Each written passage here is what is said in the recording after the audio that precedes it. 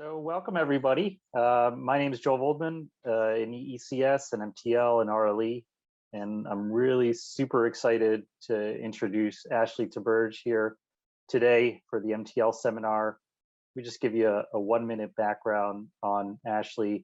She did her PhD at Cambridge on droplet microfluidics, and then did a postdoc with David Beebe in Madison. And finally joined the UW chemistry department and then the Department of Urology in 2016. And as she'll describe, has established a pretty interesting research program at the intersection of methods development and analytical chemistry, as well as the applications in biology and biomedicine. Ashleigh has been very richly rewarded, starting with an NIH-K award, then a Beckman Young Investigator, a Packard, and just this year, a Sloan Research Fellowship. So with that, Ashleigh, I turn it over to you.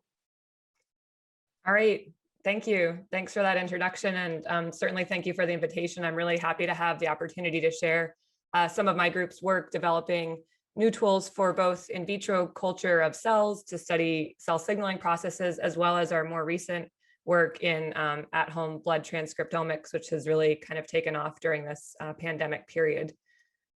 Before I do the actual talk, I do need to do some disclosures. So I have ownership in Stacks to the Future LLC, holding IP and open reconfigurable devices, but they're not shown in this presentation. Erwin Berthier, who's an affiliate assistant professor and research scientist with my lab, has ownership in Stacks of the Future, Salus, and Tasso. And important to this presentation, the at-home blood sampling device shown here was developed by Tasso. And so accordingly, this arrangement has been reviewed and approved by the University of Washington in accordance with its policies governing outside work and financial conflicts of interest in research.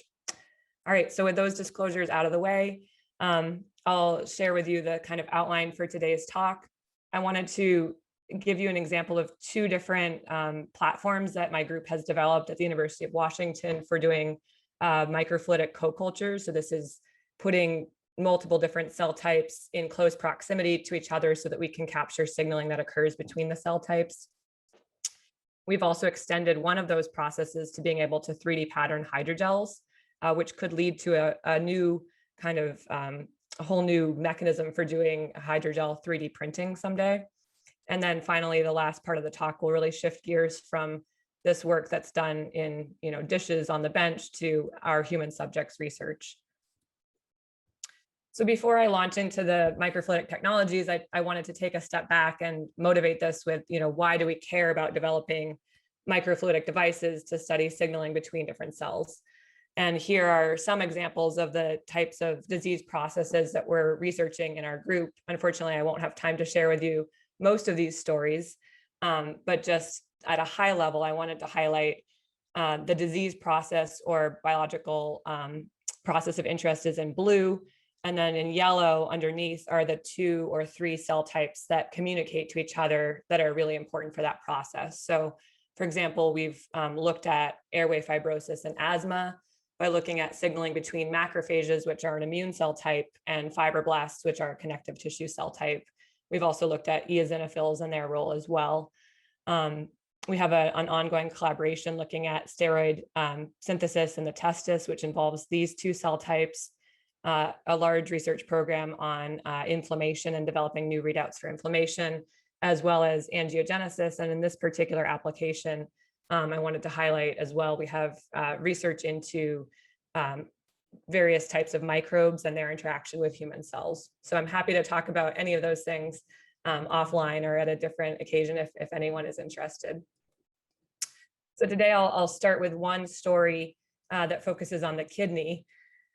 Right around the time that I joined the UW, I was approached by Jonathan Hemmelfarb, who's a nephrologist and runs the Kidney Research Institute, as well as Ying Zhang, who's in bioengineering. And they were interested to see if our group could develop a new solution for being able to study signaling between epithelial cells in the kidney and endothelial cells. So let's kind of zoom into this picture here. Peritubular microvessels, that's what you're seeing in red, are essential in the kidney for solute transport and for the kidney to perform its biological functions. But these microvessels are also susceptible to injury by toxins or toxicants. And there's a strong need for in vitro culture models that could be used to study these basic mechanisms of interaction between the epithelial cells. I should say these epithelial cells are shown here in yellow, and the endothelial cells that line these blood vessels. And also not only to understand basic mechanisms, but also to be able to do this at relatively high throughput so that you could screen, a large library of chemicals that might have, potential toxicity to the kidney. But the main challenge that we were tasked with is that it's very challenging to maintain the identity of these kidney endothelial cells ex vivo. So when they're removed from the native tissue, removed from the human body, they tend to lose their identity, their kidney specificity, if you will. And Ying's group in bioengineering has done a tremendous amount of work characterizing the specificity of endothelial cells across organs. And so we entered this project already knowing sort of what our target genes were, what we'd like to see maintained in this phenotype. So actually one of my first PhD students, Tianza, who's now a postdoc at Fred Hutch, designed this device, which is very simple. So it's a co-culture device. This is an open system. So you can actually reach right in here and add fluid with a pipette or add cells with a pipette.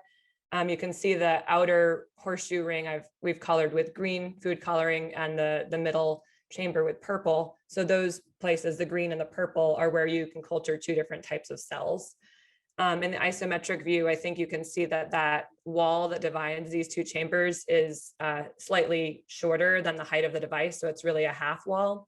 And then if I cut a plane through that isometric view vertically, I can get these cross sections, and you can see that essentially the workflow is extremely simple. You can pipette in kidney endothelial cells shown in purple, pipette in the epithelial cells in the outer horseshoe ring shown in green. And importantly, you'll notice that in the initial filling, the liquid does not go above the level of that half wall. This is really important because it allows us to start off the culture with these very sensitive primary cells coming from humans in the media that's relevant for the endothelial cells and epithelial cells. One of the big challenges in co-culture is finding a shared media that will work for 2, 3, 4, different sensitive primary cell types.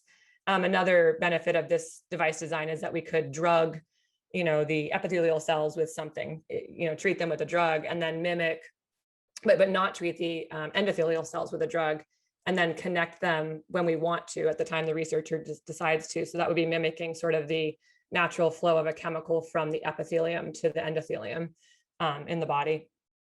So the device is very simple. It's all pipette operated, but I would like to take a step back, since this is, a fluidics audience, to give some insight into why this works so easily. Why are we able to see these cells, in this outer ring with one simple pipetting step? And so for that, I'll take a step back and talk a bit about open microfluidics. This is the flow of fluids specifically by spontaneous capillary flow in channels that have at least one air liquid interface. So at least one wall or floor or ceiling has been removed. In this case, you're looking at a cross section of a suspended microfluidic channel, which is really fluid flowing between two rails. So the plastic of the device is shown in blue, the fluid is shown in red, and it's going into the screen. We found, this was actually during my postdoctoral fellowship, but these are equations and that my group has also evolved for more specific situations.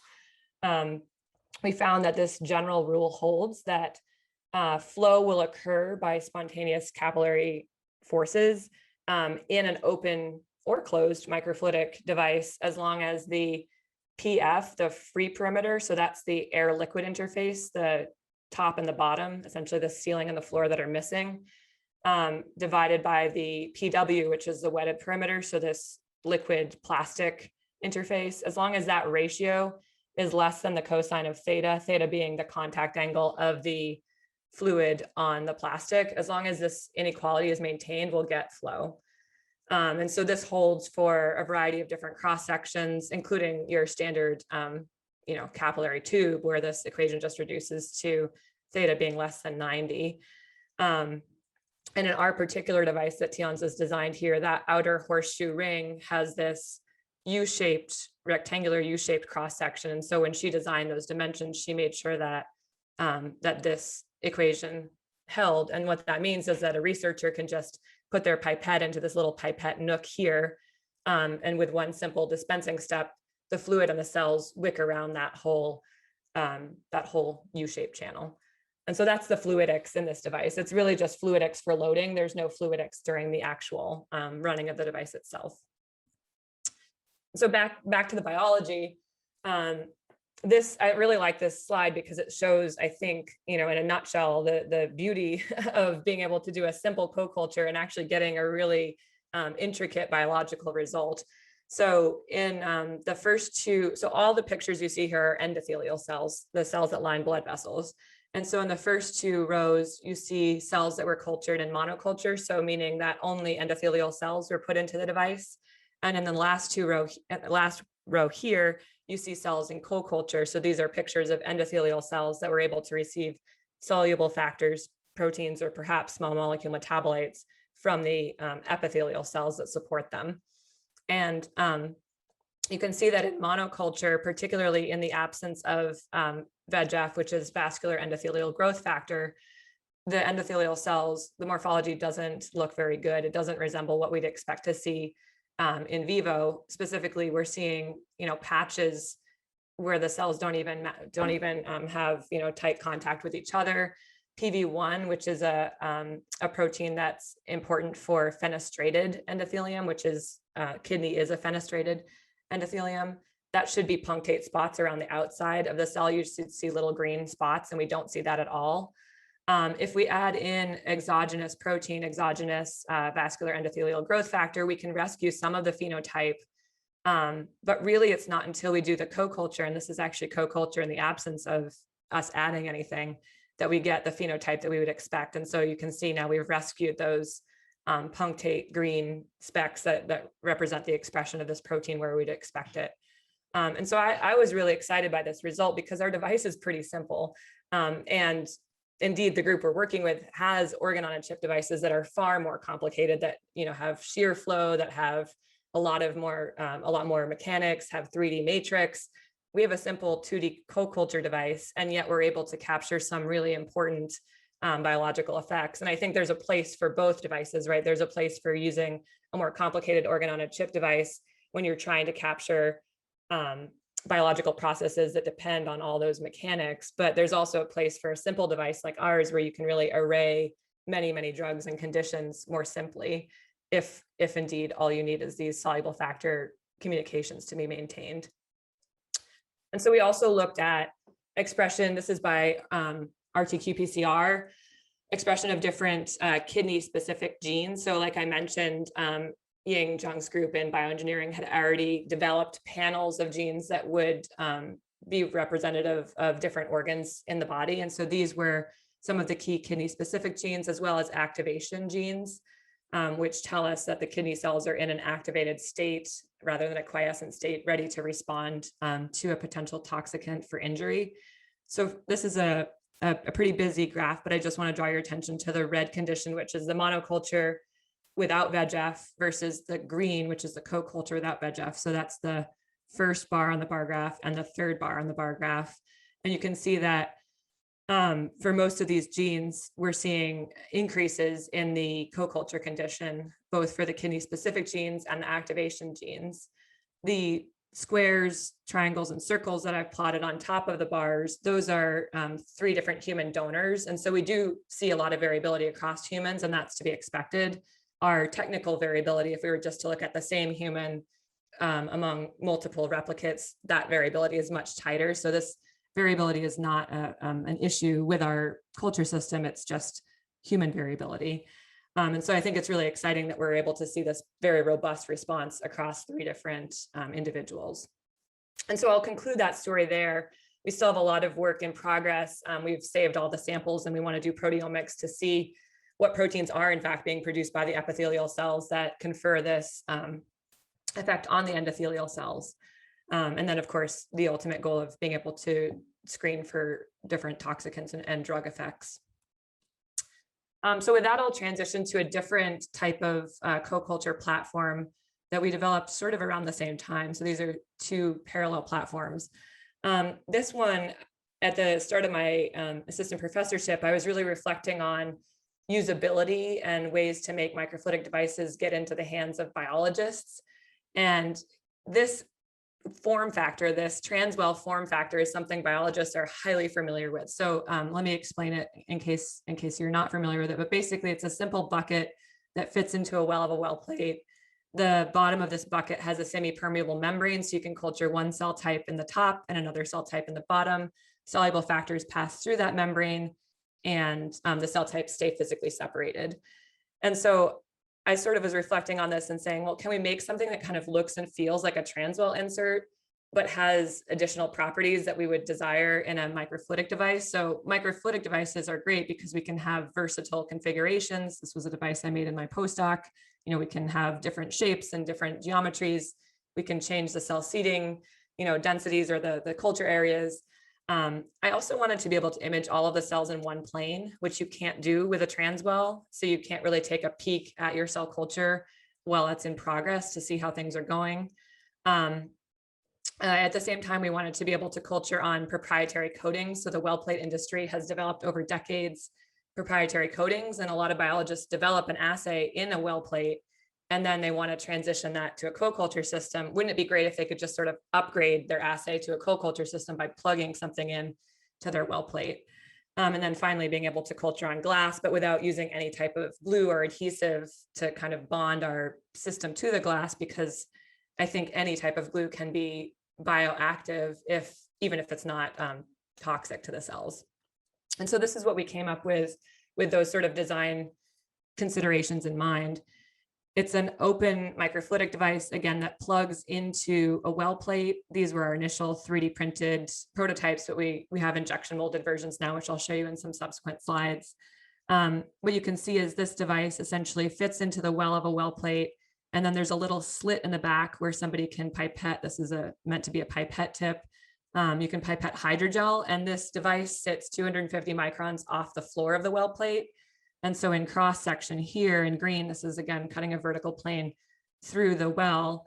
You can see in gray is our rail, so our device, which we call a rail sometimes. And our black here is the bottom of the well plate, and this red are hydrogel walls that we create by flowing hydrogel in that gap. And so let me show a video that I think illustrates this a little bit better. So this is, a student has taken this video from the bottom of the well plate looking up, and so you'll see the pipette in the top there.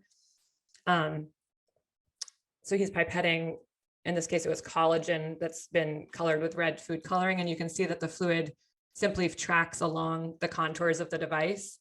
In this case, our equation for spontaneous capillary flow is a little bit more complicated because we have two different contact angles. So there's some extra terms in there compared to the equations I've shown you before. And I don't mean to say that this is the only equation that governs flow in this system. Actually, the supporting info of this paper has another page of equations and diagrams because there are important curvatures. The meniscus at the inlet is important. And we've done a lot of things in the design of this device that I can discuss later if people are interested, to prevent capillary rise up the walls of the device and other features. But this is our main equation governing when flow will occur. So again, just to remind people, the goal was to keep two cell types physically separated from each other, but to have soluble signaling molecules be able to diffuse through that gel wall, much like the semi-permeable membrane in the transwell. And so this is just a proof of concept with red fluorescent cells. And here you see this black band is the gel wall, and then green fluorescent cells. And you do see that they're physically separated from each other. We also wanted to be able to do this on glass. Glass is very important for doing high resolution imaging because plastic, and including plastic well plates, can lead to aberrations. And so here you see a workflow where you can essentially put the device, in this case, we put food coloring on a cover slip within a well plate, and then remove that device. It leaves behind a residue of gel. Actually, now we've gotten much better at this, and the residue is barely visible, but I use this slide because you need to be able to see it for the purpose of the talk. Then you can essentially flip this cover slip over, mount it onto a glass slide. And when I show this workflow to biologists, they really like this because this culture in a well on a cover slip, flip it over and mount on a glass slide is the exact workflow that they currently use.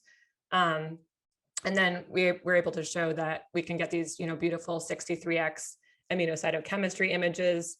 So there's no compromise in the optical quality of these images based on this, thin residue of hydrogel. And I think most interestingly, we were able to send this device to collaborators at the University of Wisconsin in the comparative biosciences department, and they performed SM FISH, so that's single molecule fluorescence in situ hybridization, which requires no aberrations whatsoever in the substrate. They had to use specific cover slips that Nikon provides to them, and we're able to see really beautiful images here. So for reference, the red and the green specks that you see here, this is a single cell. The nucleus of the cell you can visualize with the DAPI stain, and then the cytoplasm surrounds that. And these individual specks in the cytoplasm are individual transcripts, individual RNA transcripts of STAR and CYP11A1. These are both important enzymes for steroid synthesis. So I think it's noteworthy that they're able to get these images, but also noteworthy that the device is easy enough to use, that we can ship it to people across the country with a simple test your hands protocol. We send them a couple tubes of food coloring and they try it out, and we say, this is what it should look like. If it doesn't look like this, there's a problem, and then, we give them troubleshooting guidelines, because we're mindful of the fact that we're sending this to people that are putting precious patient cells in our devices, and we don't want the gel wall to be, having a hole in it before they put their cells inside. But we've sent this now to, I think, at least over a dozen, probably over 15 labs now, using it from everything from prostate cancer to studying coral microbiome. And in order to do that, we needed to be able to manufacture these at scale. And so when I started my lab, that was another driving, kind of goal, was to be able to make most of our systems using rapid injection molding. And so rapid injection molding is essentially a new workflow that's evolved over the last few decades by companies such as Proto Labs, which streamline the injection molding process. So injection molding, as you probably know, is what's used to make most plastic objects, like this pen, the toothbrush I brushed my teeth with this morning. They were all injection molding. But old-fashioned injection molding required, a $50,000 metal mold to be made. It required a lot of consulting with machinists and engineers. And companies like Proto Labs have really streamlined that process with like online systems where you can load your CAD file and a computer will essentially flag any issues. And so that has allowed, I think, injection molding to come into a realm that's feasible for academic research. So most of our molds, the metal molds that are CNC milled by Proto Labs, cost between 1.5 and 4K. And then devices that are made from those molds cost between $1 to $2.50. And in fact, we just made a really big order for devices and the cost was like 50 cents, because as you order more, the cost comes down. So if there's any interest in this and understanding a little bit more the limits of injection molding for smaller scale features, we did publish a paper in Lab on a Chip characterizing injection molding. Back to some of the biology though. So this was an example, again, of collaborative work. So we sent these devices to the University of Chicago to some prostate cancer researchers, and they were able to culture prostate cancer cells, both in monoculture and in co-culture with adipocytes, fat cells, and actually see the buildup. What you see in red here is the buildup of lipid droplets coming from the adipocytes into the prostate cancer cells. And currently they're pursuing this with a triculture system that we've sent them that involves compartments for fibroblasts, prostate cancer cells, and adipocytes. And so this is a great way to be able to simulate signaling from all those different cell types. So, I was walking home from work one day thinking, well, if we can build a gel wall in one dimension and, separate a well plate into different compartments, maybe we can build gel walls on top of each other. And if we could do that, we'd have a new mechanism for doing 3D printing or 3D, bioprinting.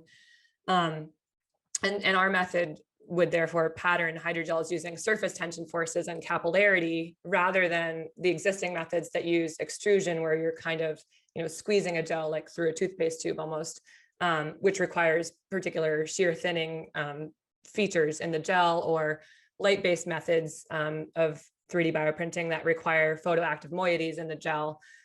This method, if we could be successful at it, would be compatible with unmodified biological hydrogels because we're using surface tension rather than something about the mechanics or photoactive properties of the gel to do the patterning. And so this was, this is sort of one little example of patterning a Y-shaped feature on top of another bed of gel. Different challenges that we would face here are that we would have to be able to still pattern on top of a gel layer instead of a plastic layer. So there might be more spreading. And also we need to be able to remove that device very easily so that we wouldn't, tear apart the gel underneath. This is an example of a workflow, just patterning two simple shapes. So you can see we put a hexagon shape above the well plate. We pipette in some turquoise hydrogel, and then we remove that hexagon here, and we're left now, this is just the gel without the patterning device. We can then pattern in or put on that a flower shaped device, again, 250 microns above the previous gel layer, and remove that flower. And we now have two different shapes on top of each other. We showed that we were able to do this with different materials across layers. And so this is just an agarose concentration gradient. This is important because vat-based 3D printers, so 3D printers that have a big vat of material, if you wanted to change out your material as you go up to a different layer, you end up wasting a lot of material. But in our case, we have no dead volume because we're just pipetting in and all the gel gets used. This is trickier. We showed that we could do different gel compositions across the layer. That's much harder than doing the different gels vertically. And for this, we added in these extra flow guiding features that really pin the liquid or prevent the flow of the liquid beyond the area that we want it to. And so we patterned this heart in a cube. We also showed that we were able to pattern cantilevered structures. So this is a cross section of 3, 5, and 7 layers where the 7th layer is unsupported by the 6th layer below. And this involved a lot of engineering and that I won't have time to get into, but I'm happy to answer questions on. With this, we were able to make some, eye candy pictures. So this is a hollow double helix that capitalizes on the ability to make these overhanging features. So you can see that we've filled this hollow double helix with red and blue food coloring for visualization. And then I think most interestingly, or most importantly, we showed that we were able to use gels that can't be patterned with any other existing method. So these are these particular hydrogels are PEG-based hydrogels made by Cole DeForest's group in chemical engineering at the University of Washington. And they really were only able to use very crude casting methods for patterning these previously. These gels are not amenable to extrusion. They're not amenable to photo patterning. They don't have any photoactive moieties in them, but they pattern very well with our surface tension driven method. And so as a proof of concept, we patterned this structure where there's a green, sort of a green rectangular prism inside of this larger red rectangular prism. And the green gel is degradable with either MMP, a human enzyme, a matrix metalloprotease, or sortase, which is an enzyme produced by bacteria. So it's a bioorthogonal enzyme. You can hit a human cell culture with sortase and it doesn't hurt the cells, but it will degrade the gel. And then the red gel is only degradable by MMP. And so we were able to pattern, and then we have fluorescently labeled cells, of course, for visualization in the 2 layers. So we were able to pattern this structure. And then interestingly, so this is what it looks like in cross-section confocal microscopy at day 5 in culture. And then that's when we hit it with sortase. And as you recall, sortase will degrade the gel, the green gel in the middle. And now you see this void forming and the green cells have settled to the bottom. And so this opens up a lot of tissue engineering applications. There's a lot of cases where people want to make luminal structures, either for blood vessels or prostate glands, or there's a plethora of different luminal structures in the body. And also it's quite convenient to be able to make structures that are fully contained like this void within a larger structure. So we're currently working with the DeForest Lab and others to take this into heart tissue engineering. So with that, I think I have a little bit of time left for this last topic, which really moves the talk from sort of the benchtop to people's homes. And it may feel a little bit disconnected, but we have a large vision for being able to develop biological hypotheses in these in vitro systems and then test those hypotheses in human subjects. So that's the connection between these two parts of the talk. So our broad vision for developing this at-home blood sampling and blood transcriptomics platform is that home sampling will enable us to monitor the inflammatory response to an exposure over time. And so this is a fictitious graph where we have a biomarker on the y-axis. So this could be any gene of interest, probably an inflammatory gene. And then days on the x-axis. So these are days that a human has sampled themselves. Perhaps there would be a potential exposure. In one of our current studies, we're looking at people who are exposed to COVID in the home. Their partner got COVID and then they were exposed, for example. And then we can actually look at their immune response in the pre-symptomatic phase, as well as into the symptomatic phase and the post-symptomatic phase. We developed this vision before COVID. So our initial goal was to be able to look at other types of exposures, not just infectious disease, but being exposed to chemicals occupationally, or you walk past a construction site on your way to work. What does that trigger in you on both a short time scale and a longer time scale? The other beauty of being able to do these longitudinal studies, these multi-time point studies, is that we could capture response to an intervention over time. So, we have a study that we're hoping to launch soon on wildfire smoke exposure, and we might be able to look at interventions like wearing masks and how that affects somebody's immune response. And so to do this, we worked with a commercially available device that was developed by Tasso. That's a device that you essentially just put on your upper arm and press a button, and it collects blood into a tube.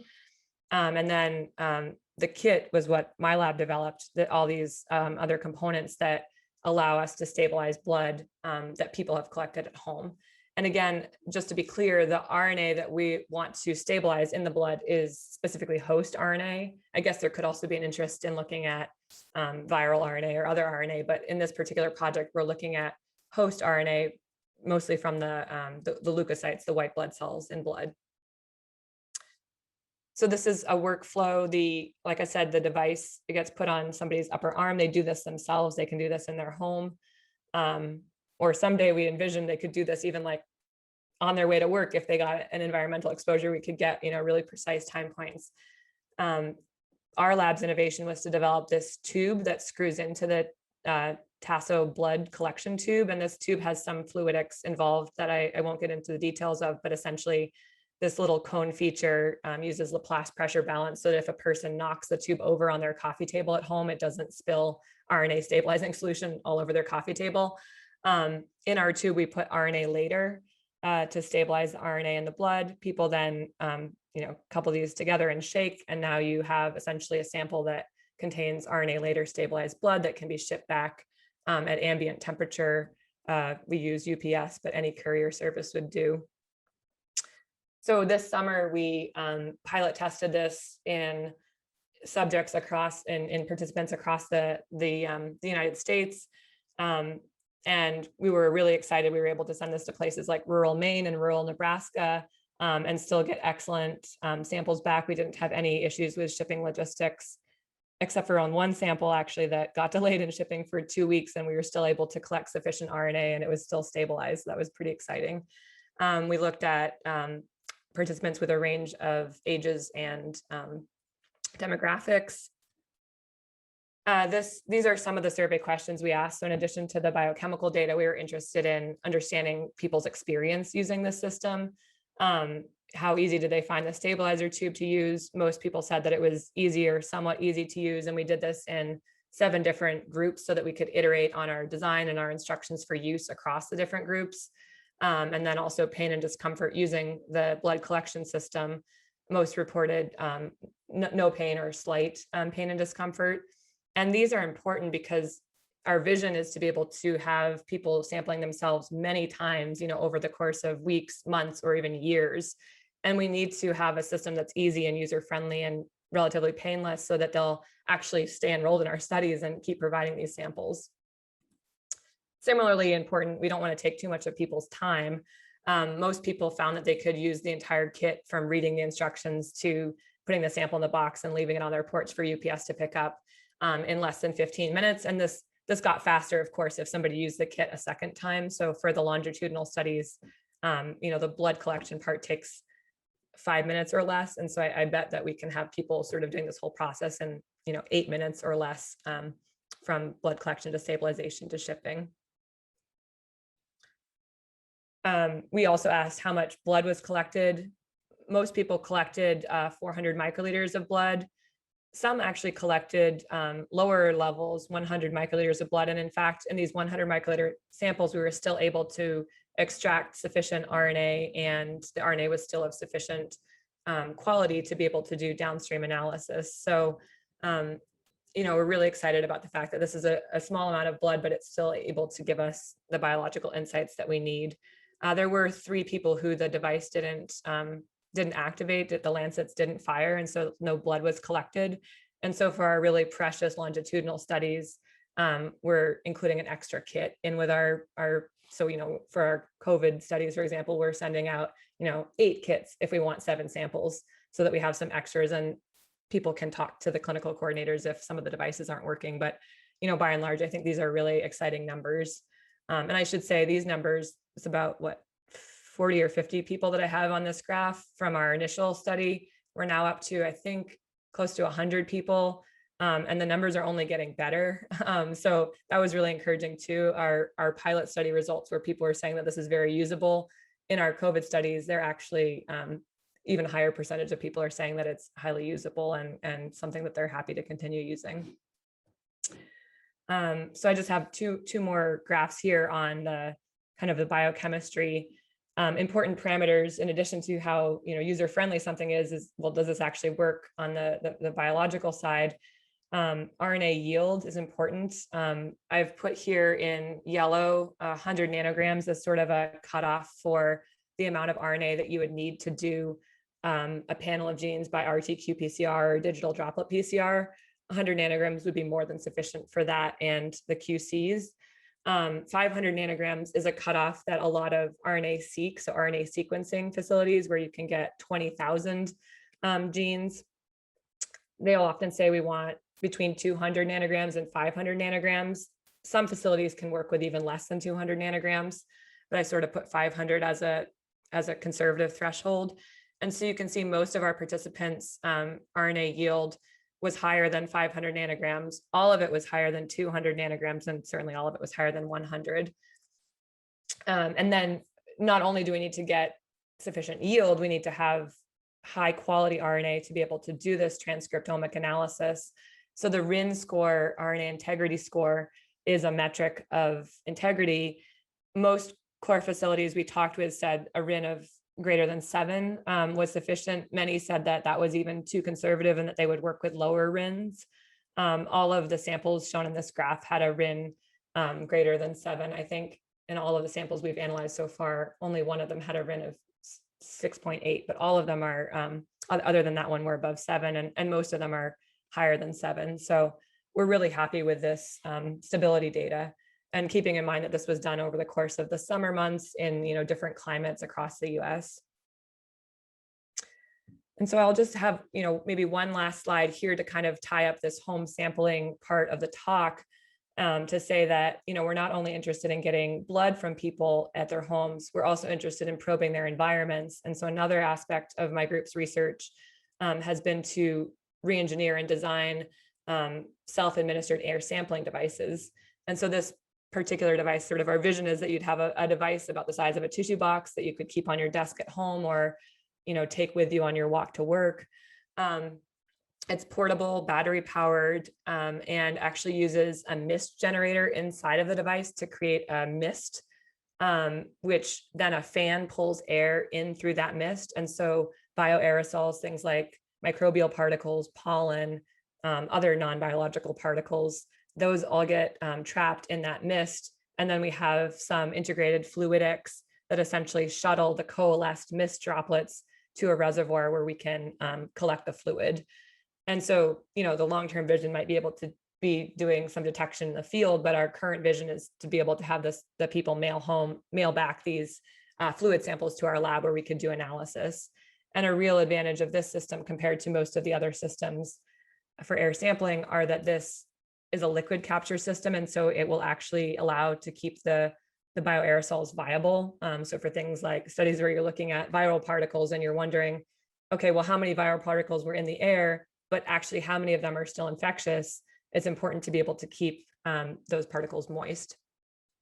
And so in a kind of our big picture idea here is that we would send this kit to people that would contain both the air sampling device and the blood sampling and stabilization device. And then we could get this kind of holistic picture of what are they exposed to and what is their body's response to that exposure. And so with that, I'll kind of wrap up here.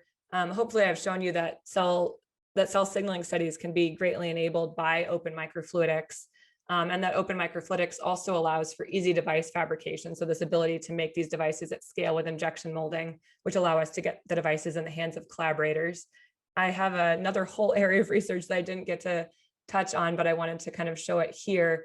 Open microfluidics also allows biphasic droplet-based microfluidics. And so there's an area of my research program where we're working with these open devices to be able to do similar manipulations to conventional closed channel droplet microfluidics and compartmentalize reagents and run assays. And then the second part of the talk, as I mentioned, involved at-home blood sampling and transcriptomics. And our long-term view for this is to be able to reach populations that have been historically underrepresented or underserved in clinic-based studies. It's very challenging for a lot of people to come to a clinic and have a blood draw, but being able to do blood collection at home, I think opens up clinical studies to wider groups of people. And then also to be able to do these longitudinal multi-time point studies comparing humans back to their own individual baselines. And so with that, I'll thank the group. This was a picture before the pandemic in sunny Seattle. And this is our group now on Zoom.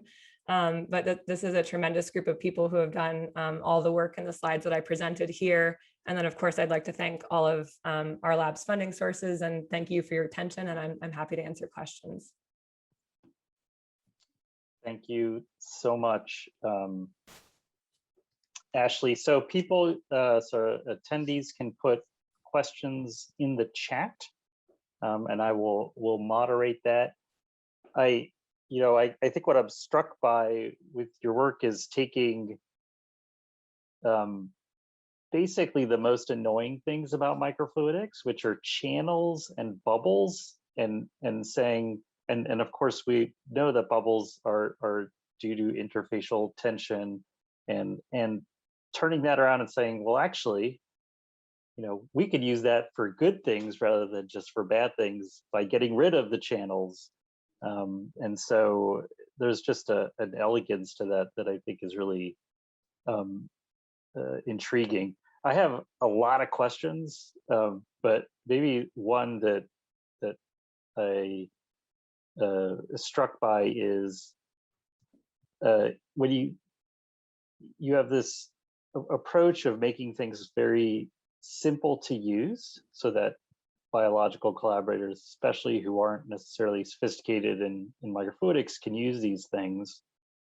And on the flip side, you've really taken advantage of mass manufacturing, and in some sense, that's really the ultimate way to make things sort of transferable. Is if all I need to do is send a file over and I get a widget back. That's easy to use. Maybe that's a good way to do things. So if you think about like the hydrogel printing, for example, have you thought about like, well, how do I take that past hand use to something that would be completely automated so that my biologist collaborator could draw a hydrogel pattern and then they would get that thing?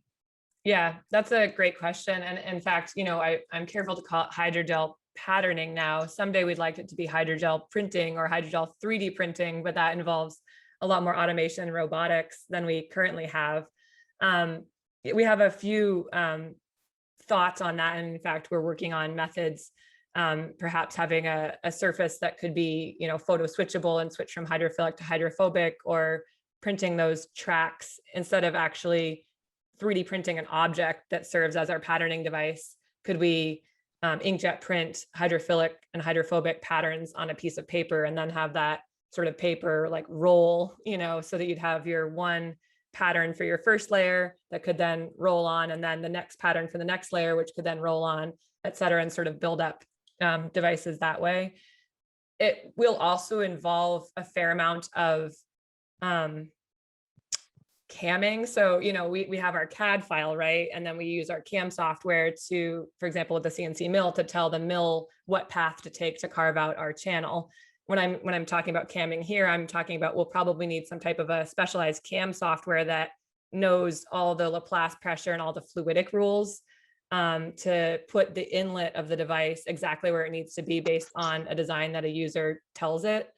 So there'll be different design rules. There'll be some fluidic design rules built into whatever that sophisticated CAM software is, but that would be the vision, right? So that you could have a CAD file on your computer, a 3D CAD file of the 3D tissue that you want to print, and then essentially go through all those steps in an automated fashion and, deliver it. I think, we're several steps away from that box 3D printer and the software that, we could deliver to somebody, but that is the long-term vision for it. It gives you things to do. Yes. So we have a question in the chat from Miguel Sanchez Lozano.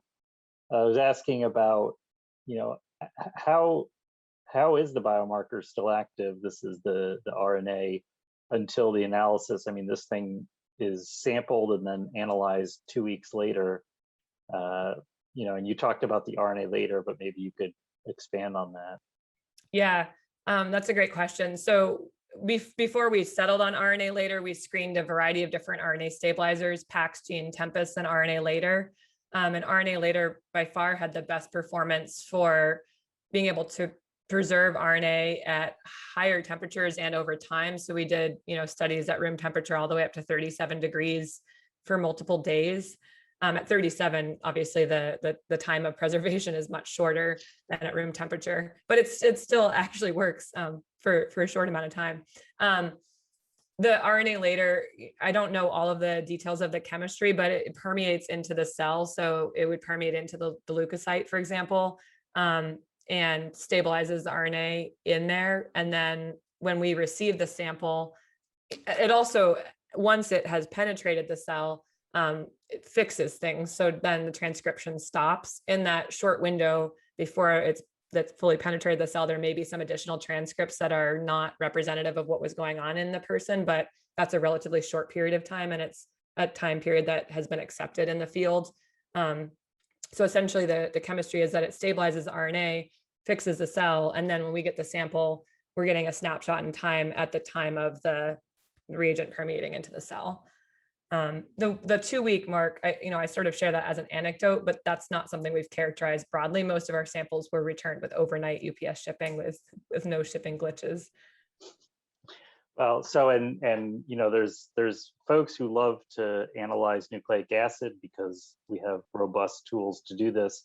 There's others who believe that the true information is in the proteins, the phosphoproteins, and so on. Have you started to look at, you're getting all that stuff's in your juice. So have you started thinking about analyzing that? So cytokine levels, so on and so forth. Yeah, you're absolutely right. I mean, the RNA represents one part of the picture. We'd also like to be able to do proteins, which might involve post-translational modifications that aren't captured in the mRNA step.